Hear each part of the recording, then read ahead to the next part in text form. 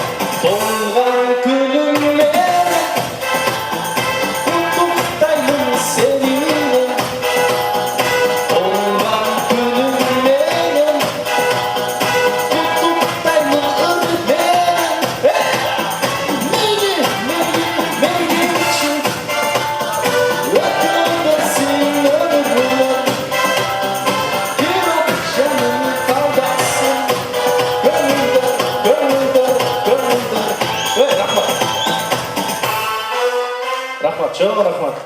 Rahmet, bilege tuğan gününüz kutlu olsun.